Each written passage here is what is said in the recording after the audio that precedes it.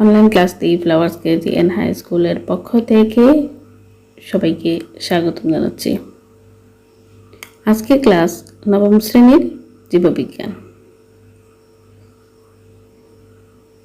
সুপ্রিয় শিক্ষার্থীরা, এই চিত্রগুলো দেখে নিশ্চয়ই বুঝতে পারছো আজকের ক্লাসের শিক্ষণফল।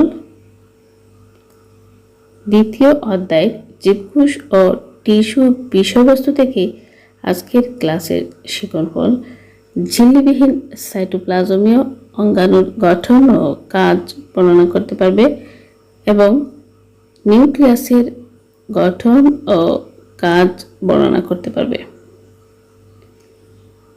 আজকের ক্লাস শেষে ঝিল্লিবিহীন সাইটোপ্লাজমীয় অঙ্গাণু সম্পর্কে তোমরা জানতে পারবে এবং নিউক্লিয়াসের গঠন ও কাজ সম্পর্কে জানতে পারবে।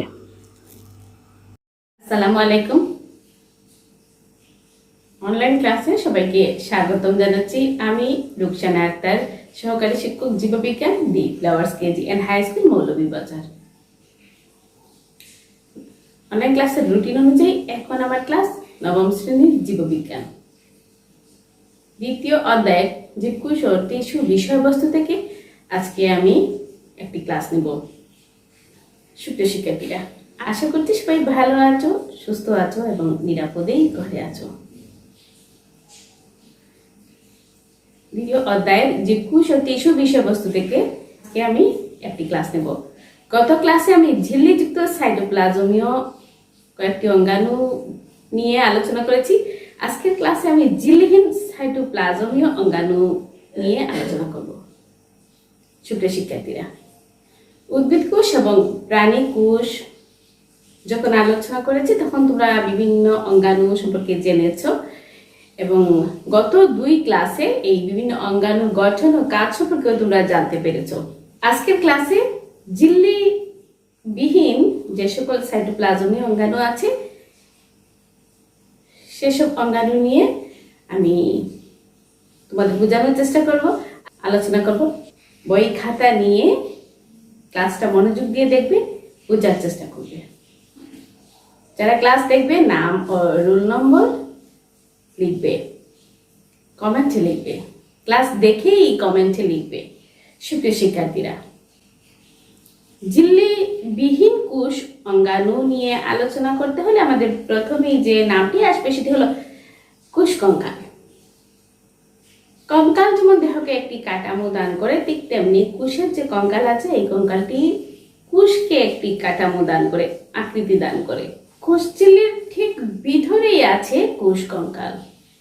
কোষ কঙ্কাল লম্বা এবং মোটা চিকন মিলিয়ে দড়ির মতো অসংখ্য তন্তুর সমন্বয়ে গঠিত। অসংখ্য বস্তু কোষের চারদিকে জালের মতো ছড়িয়ে আছে। কোষ কঙ্কাল ভিতর থেকে কোষটাকে ধরে রাখে। বুঝতেই পারছো, কোষটাকে ভিতর থেকে ধরে রাখে কোষ কঙ্কাল। অ্যাক্টিন, মায়োসিন, টিউবিউলিন ইত্যাদি প্রোটিন দিয়ে কোষ কঙ্কালের তন্তু নির্মিত হয়। আবার বলছি, অ্যাক্টিন, মায়োসিন, টিউবিউলিন ইত্যাদি প্রোটিন দিয়ে কোষ কঙ্কালের তন্তু গঠিত হয়। মাইক্রোটিউবিউল, মাইক্রোফিলামেন্ট কিংবা ইন্টারমিডিয়েট ফিলামেন্ট এ ধরনের তন্তুর উদাহরণ। সুপ্রিয় শিক্ষার্থীরা, আশা করছি তোমরা কোষ কঙ্কাল বিষয়ে জেনেছো। উপরের ক্লাসে বিস্তারিত তোমরা জানতে পারবে। আমাদের সিলেবাসে খুব অল্প বর্ণনায় দেওয়া আছে। উপরের ক্লাসে তোমরা আরো বেশি করে বেশি জানতে পারবে, বেশি বিস্তারিত জানতে পারবে কোষ কঙ্কাল বিষয়ে। কোথায় আছে কোষ কঙ্কাল? কোষ ঝিল্লির ঠিক ভিতরে কি আছে? অসংখ্য মোটা চিকন দড়ির মতো তন্তু নির্মিত। মোটা এবং চিকন মিলিয়ে অসংখ্য দড়ির মতো বস্তু কোষের চারদিকে ছড়িয়ে আছে, জালের মতো ছড়িয়ে আছে। কোষ কঙ্কাল কোষটাকে ভিতর থেকে ধরে রাখে। আর কি দিয়ে গঠিত বলছি? মায়োসিন, বিভিন্ন ধরনের প্রোটিনের তন্তু। এই প্রোটিনগুলো কি কি?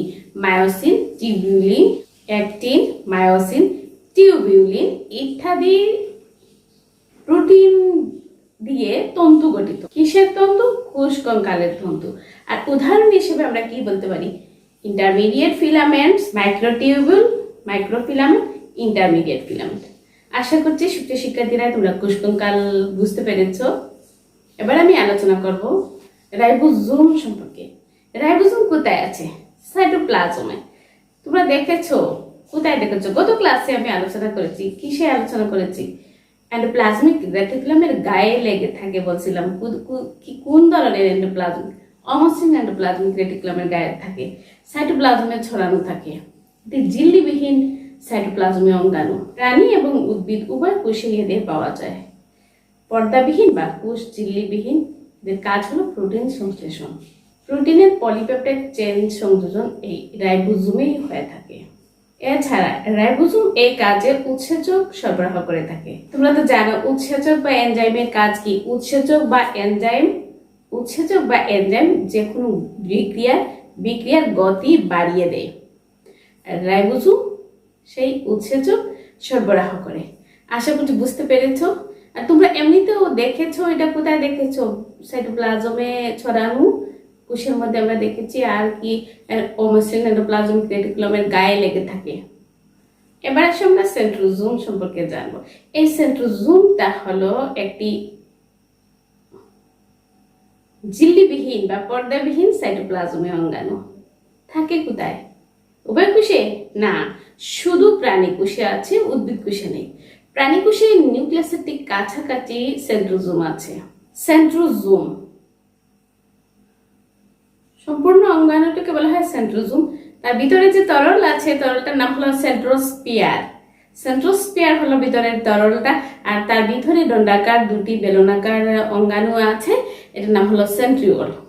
প্রাণী কোষের চিত্রে দেখো, এখানে দুটি নিউক্লিয়াসের কাছে ফাঁপা নলাকার অঙ্গাণু দেখা যাচ্ছে। এই ফাঁপা নলাকার দণ্ডাকার অঙ্গাণু হলো সেন্ট্রিওল। কি করে? প্রাণী কোষে এস্ট্রাডের ছাড়ে কোষ বিভাজনের সময়। তোমাদের মনে আছে নিশ্চয়ই, অষ্টম শ্রেণীতে তোমরা পড়ে এসেছো। সেন্ট্রিওল কোষ বিভাজনের সময় এস্ট্রাডে ছাড়ে, আর এর চারপাশে যে তরল আছে এটার নাম হলো সেন্ট্রোস্পিয়ার, এবং তরল সহ সেন্ট্রিওলটাকে বলা হয় সেন্ট্রোজোম। কখনো কখনো দেখবা সেন্ট্রোজোম লিখে আছে ইংলিশ নাম, কখনো এস, তো এস এর উচ্চারণ কখনো বর্গজ জ আসে, কখনো দন্ত স আসে। আশা করছি সুপ্রিয় শিক্ষার্থীরা তোমরা বুঝতে পেরেছো। এবার আমি আলোচনা করবো নিউক্লিয়াস সম্পর্কে। নিউক্লিয়াস তোমরা ষষ্ঠ শ্রেণী থেকেই পড়ে আসছো। কোষের প্রোটোপ্লাজমের ভিতরে যে অপেক্ষাকৃত ঘন গোলাকার বস্তু দেখা যায় সেটি হলো নিউক্লিয়াস। সাজিয়ে যদি বলি, জীবকোষের প্রোটোপ্লাজমে, জীবকোষ কেন বলছি? উভয় কোষে আছে। জীবকোষের প্রোটোপ্লাজমে ক্রোমোজোমবাহী সুস্পষ্ট বস্তুটি বা অঙ্গাণু দেখা যায়, সেটি হলো নিউক্লিয়াস। পড়ে আসছো আগের ক্লাসে তোমরা, নিউক্লিয়াস জানো তোমরা। নিউক্লিয়াস কোষের প্রাণ কেন্দ্র, সেটি হলো নিউক্লিয়াস আমরা বলেছি। এই নিউক্লিয়াস কিন্তু সাইটোপ্লাজমীয় অঙ্গাণু নয়। এই একটু আগে আমি যে সেন্ট্রোজোম বলেছি, সেন্ট্রোজোম পর্যন্ত আমি যে কোষ অঙ্গাণুগুলো পড়েছি সবগুলো ছিল সাইটোপ্লাজমীয় অঙ্গাণু, কিন্তু নিউক্লিয়াস সাইটোপ্লাজমীয় অঙ্গাণু নয়। কারণ হলো নিউক্লিয়াস হলো প্রোটোপ্লাজমের একটি অংশ। সাইটোপ্লাজমের ভিতরে নিউক্লিয়াস আছে, অথবা প্রোটোপ্লাজমকে আমরা তিন ভাগে ভাগ করলে একটা কোষ ঝিল্লি, একটা হলো সাইটোপ্লাজম, একটা হলো নিউক্লিয়াস। নিউক্লিয়াস হলো প্রোটোপ্লাজমের অংশ, কিন্তু সাইটোপ্লাজমের অংশ নয়, মনে রাখবে। নিউক্লিয়াসের অংশ কয়টি বলছে আমরা? চারটি। কি কি আছে? বাইরের যে পর্দা আছে এটার নাম হলো নিউক্লিয়ার আবরণী, ভিতরের তরলের নাম হলো নিউক্লিওপ্লাজম, আর যে সুতার মতো তন্তু আছে এর নাম হলো ক্রোমোজোম বা ক্রোমাটিন তন্তু, আর ভিতরের তরলটা যে অপেক্ষাকৃত ঘন আরেকটি গোলাকার বস্তু আছে এটার নাম হলো নিউক্লিওলাস। তাহলে কি কি অংশ বলেছে? নিউক্লিয়ার মেমব্রেন বা নিউক্লিয়ার পর্দা, নিউক্লিওপ্লাজম, নিউক্লিওলাস এবং নিউক্লিয়ার রেটিকুলাম। তাহলে আসো আমরা প্রথমে জেনে নিই নিউক্লিয়ার মেমব্রেন। এক কথায় খুব সহজ করে বললে একদম সঠিক হবে যে নিউক্লিয়াসের চারদিকে যে পর্দা আছে, আবরণ আছে, সেটি হলো নিউক্লিয়ার আবরণ। সেটি হলো নিউক্লিয়ার মেমব্রেন বা নিউক্লিয়ার পর্দা বা নিউক্লিয়ার আবরণ, যাই বলো না কেন, এক কথায় নিউক্লিয়ার মেমব্রেন নিউক্লিয়াসকে চারপাশ থেকে ঘিরে রেখেছে। এটি দুই স্তর বিশিষ্ট। এই ঝিল্লি লিপিড ও প্রোটিন সমন্বয়ে গঠিত। এই ঝিল্লিতে মাঝে মাঝে কিছু ছিদ্র থাকে, একে বলে নিউক্লিয়ার রন্ধ্র। এই ছিদ্র ছিদ্রের ভিতর দিয়ে কিছু পদার্থ নিউক্লিয়াস এবং সাইটোপ্লাজমের মধ্যে চলাচল করতে পারে। এর কাজ কি? নিউক্লিয়াস এর ভিতরের বস্তুসমূহকে সাইটোপ্লাজম থেকে আলাদা করে রাখা এবং বিভিন্ন বস্তুর চলাচল নিয়ন্ত্রণ করা। এবার আমরা জানবো নিউক্লিওপ্লাজম। নিউক্লিয়াসের ভিতরে যে জেলির মতো বস্তু আছে বা রস আছে সেটি হলো নিউক্লিওপ্লাজম। একে কেন্দ্রিকা রস বা নিউক্লিওপ্লাজম বলে। এর কাজ কি? অন্যান্য যে অঙ্গাণুগুলো আছে এদেরকে ধারণ করা। কি কি থাকে এতে? নিউক্লিক অ্যাসিড, প্রোটিন, উৎসেচক ও কতিপয় খনিজ লবণ থাকে। আশা করছি বুঝতে পেরেছ। নিউক্লিওপ্লাজমের মধ্যে ক্রোমোজোমের সাথে লাগানো যে সুস্পষ্ট বস্তুটি দেখা যায়, যে গোলাকার বস্তুটি দেখা যায়, সেটি হলো নিউক্লিওলাস বা কেন্দ্রিকাণু। নিউক্লিওলাস বা কেন্দ্রিকাণু ক্রোমোজোমের রংগ্রাহী অংশের সাথে এটি লাগানো থাকে। এরা কি দিয়ে তৈরি? আরএনএ ও প্রোটিন দিয়ে। এরা রাইবোজোম সংশ্লেষণ করে। এবার আমরা জানবো ক্রোমাটিন জালিকা নিয়ে। কোষের বিশ্রামকালে অথবা যখন কোষ বিভাজন চলে না, তখন নিউক্লিয়াসে কুণ্ডলী পাঠানো সূক্ষ্ম সুতার মতো অংশ হচ্ছে ক্রোমাটিন জালিকা বা নিউক্লিয়ার জালিকা বা নিউক্লিয়ার রেটিকুলাম। কোষ বিভাজনের মেটাফেজ দশায় এরা খাটো মোটা হয়, তখন এদের স্পষ্ট দেখা যায়। ক্রোমোজোমের কাজ তো তোমরা জানো, বংশগতীয় গুণাবলীগুলো খেয়ে হুবহু মাতা পিতা থেকে সন্তান সন্ততির মধ্যে বহন করে নিয়ে যায়। কোনো একটা জীবের ক্রোমোজোম সংখ্যা ওই জীবের জন্য নির্দিষ্ট। ক্রোমোজোমে বংশধারা বহনকারী জিন থাকে এবং সেই জিনই মাতা পিতার বৈশিষ্ট্যগুলো প্রকাশে সাহায্য করে। এক কথায় বংশ পরম্পরায় ক্রোমোজোমগুলো বংশগতীয় বস্তুসমূহকে প্রজন্ম থেকে প্রজন্মে বহন করে। আশা করছি সুপ্রিয় শিক্ষার্থীরা তোমরা বুঝতে পেরেছো। এবার আমি কিছু স্লাইড ব্যবহার করব, ক্লাসের শেষ পর্যন্ত থাকবে, মনোযোগ দিয়ে ক্লাসটা দেখবে। সুপ্রিয় শিক্ষার্থীরা, এখানে যে চিত্রটি দেখতে পাচ্ছ, এই চিত্রটি হলো কোষ কঙ্কালের। কোষের ভেতরে সাইটোপ্লাজমে অবস্থিত তন্তুসমূহের সমষ্টি, যা কোষের আকৃতি রক্ষা, বিভিন্ন অঙ্গাণুর সমন্বয় সাধন, চলন ইত্যাদি কাজের দায়িত্ব পালন করে। কোষঝিল্লি অতিক্রম করে কোষের ভিতরে ঢুকলে প্রথমেই কোষ কঙ্কাল নজরে পড়বে। কোষ কঙ্কাল ভিতর থেকে কোষটাকে ধরে রাখে। এগুলো অ্যাক্টিন, মায়োসিন, টিউবিউলিন ইত্যাদি প্রোটিন দিয়ে কোষ কঙ্কালের বিভিন্ন ধরনের তন্তু নির্মিত হয়। এই তন্তুর উদাহরণ হিসেবে আমরা বলতে পারি মাইক্রোটিউবিউল, মাইক্রোফিলামেন্ট কিংবা ইন্টারমিডিয়েট ফিলামেন্ট। সুপ্রিয় শিক্ষার্থীরা, এখানে যে চিত্র দেখতে পাচ্ছ এটি হলো রাইবোজোমের চিত্র। প্রাণী এবং উদ্ভিদ উভয় কোষেই এদের পাওয়া যায়। এই ঝিল্লিবিহীন বা পর্দাবিহীন অঙ্গাণু প্রধানত প্রোটিন সংশ্লেষণে সাহায্য করে। প্রোটিনের পলিপেপটাইড চেইন সংযোজন এই রাইবোজোমেই হয়ে থাকে। এখানে দু ধরনের রাইবোজোম দেখতে পাচ্ছ, 70S এবং 80S। এই S হলো সেডিমেন্টেশনের একক। এই সেডিমেন্টেশন যিনি আবিষ্কার করেছেন, বিজ্ঞানী ভেদবার্গের নামের প্রথম অক্ষর S। 70S রাইবোজোম থাকে সাধারণত প্রোক্যারিওটিক সেলে, আদিকোষী জীবে, এবং 80S থাকে প্রকৃত কোষ বা ইউক্যারিওটিক সেলে। আশা করছি রাইবোজোম বুঝতে পেরেছ। আর রাইবোজোম প্রয়োজনীয় উৎসেচক সরবরাহ করে থাকে। প্রোটিনের পলিপেপটাইড চেইন সংযোজন এই রাইবোজোমে হয়ে থাকে। এছাড়া রাইবোজোম এর কাজে প্রোটিনের পলিপেপটাইড চেইন সংযোজনে প্রয়োজনীয় উৎসেচক সরবরাহ করে থাকে। উৎসেচক বা এনজাইমের কাজ তো জানো, প্রাণ রাসায়নিক বিক্রিয়ার গতি বাড়িয়ে দেয়। আশা করছি বুঝতে পেরেছ তোমরা রাইবোজোমের গঠন ও কাজ। সেন্ট্রোজোম, এটি প্রাণীকোষের বৈশিষ্ট্য। প্রধানত প্রাণীকোষে এদের পাওয়া যায়। নিম্ন শ্রেণীর উদ্ভিদ কোষে কদাচিৎ দেখা যায়। প্রাণীকোষের নিউক্লিয়াসের কাছেই দুটি ফাঁপা নলাকার বা দণ্ডাকার অঙ্গাণু দেখা যায়। তাদেরকে কি বলে? সেন্ট্রিওল।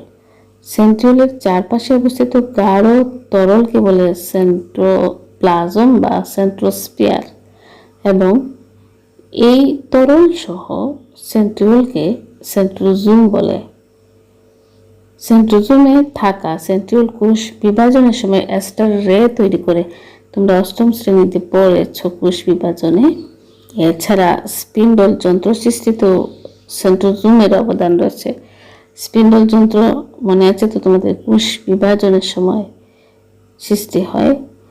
বিভিন্ন ধরনের ফ্লাজেলা সৃষ্টিতে ওরা অংশগ্রহণ করে। আশা করছি সেন্ট্রোজোম সম্পর্কে বুঝতে পেরেছ। তিনটি সংজ্ঞায় তুমি এখান থেকে বলতে পারবে। সেন্ট্রোজোম কি, সেন্ট্রোস্পিয়ার কি, বা সেন্ট্রোপ্লাজম কি। সেন্ট্রোস্পিয়ার এবং সেন্ট্রোপ্লাজম একই কথা। এবং সেন্ট্রিওল কি?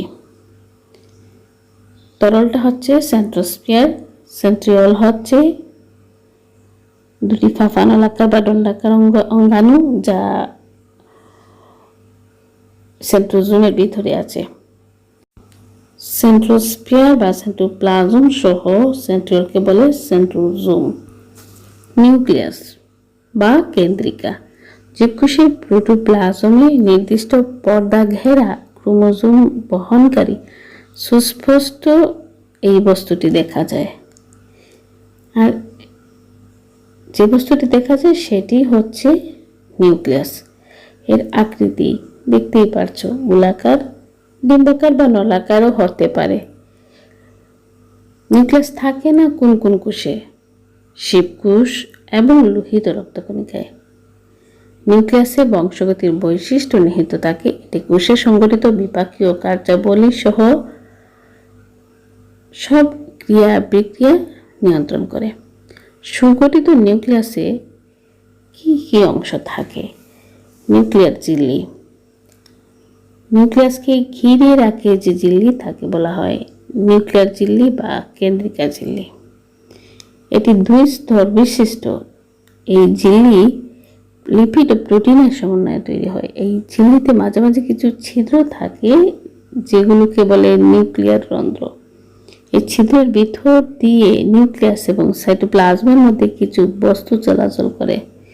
নিউক্লিয়ার ঝিল্লি সাইটোপ্লাজম থেকে নিউক্লিয়াসের অন্যান্য বস্তুকে পৃথক করে এবং বিভিন্ন বস্তুর চলাচল নিয়ন্ত্রণ করে। নিউক্লিওপ্লাজম। নিউক্লিয়ার ঝিল্লির ভিতরে জেলের মতো বস্তু বা রস থাকে, একে বলা হয় কেন্দ্রিকা রস বা নিউক্লিওপ্লাজম। নিউক্লিওপ্লাজমে কি কি আছে? নিউক্লিক অ্যাসিড, প্রোটিন, উৎসেচক ও কতিপয় খনিজ লবণ। নিউক্লিওলাস। নিউক্লিওপ্লাজমের মধ্যে ক্রোমোজোমের সাথে সংলগ্ন গোলাকার বস্তুকে নিউক্লিওলাস বা কেন্দ্রিকান বলে। ক্রোমোজোমের রংগ্রাহী অংশের সাথে এরা লেগে থাকে। আর এরা কি দিয়ে তৈরি? আরএনএ ও প্রোটিন দিয়ে। এদের কাজ হলো রাইবোজোম সংশ্লেষণ করা। ক্রোমাটিন জালিকা।